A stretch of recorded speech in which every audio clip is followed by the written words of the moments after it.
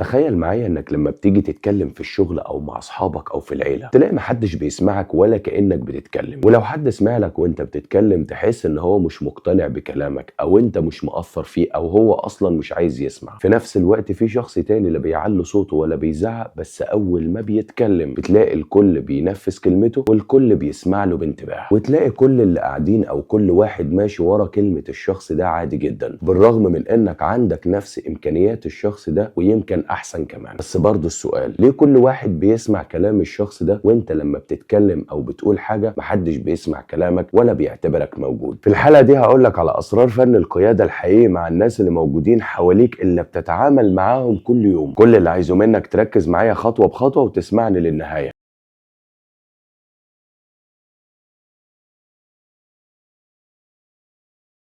عايزك تتخيل معايا انك مدير شركة محترمة جدا، بس الموظفين اللي تحت ايدك مش بيخافوا منك ولا بيحترموك، بس في نفس الوقت في موظف تحت منك الكل دايما بيخاف منه والكل بيسأله وبيناقشوه وبيحترموا كلمته كمان. لازم تكون فاهم ان الناس اللي موجودين حواليك لو انت مش بتديهم الامان ومش بتبان انك واثق من نفسك معاهم ولا واثق من القرارات اللي انت بتاخدها معاهم، وكلامك دايما مش ثابت ودايما بترجع في قراراتك معاهم، فمهما كان منصبك مستحيل ان اي حد يسمع كلامك ولا اي حد ينفذ اللي انت بتقول عليه. لكن لما بتكون واثق من نفسك وكلامك بيكون ثابت وواضح جدا في نفس الوقت، هتلاقي الكل بيحترمك والكل بيخاف على زعلك والكل هيبدأ يحس بالامان وقتها. الحاجة التانية اللي بتقتل شخصيتك قدام اي حد وبتقتل هيبتك قدام اي حد، انك تحاول تراضي كل الناس اللي بتتعامل معاهم. انا عارف انك بتعمل كده علشان الكل يحبك، بس للاسف مش دي الطريقة الصح، وده اكبر غلط ناس كتير بتقع فيه. ولكن علشان تكسب الهيبة الحقيقية والكل يسمع كلامك وتكون فعلا قائد حقيقي مع الناس دي والكل يحترم كلمتك بشكل كبير جدا، انك لازم تحط مبدأ جواك ان عادي جدا اخسر اي حد، وعادي مش اي حد لازم يحبني ولا لازم كل الناس توافق على شخصيتي او تحب شخصيتي. زي مثلا تخيل معايا كده انت قاعد مع اصحابك وفي حد بيتكلم في حاجة معينة، فانت عمال تغير من رأيك مع ده ومع ده علشان تراضي الكل وما تزعلش حد، في ظل ان في شخص تاني بيبدأ يقول رأيه بوضوح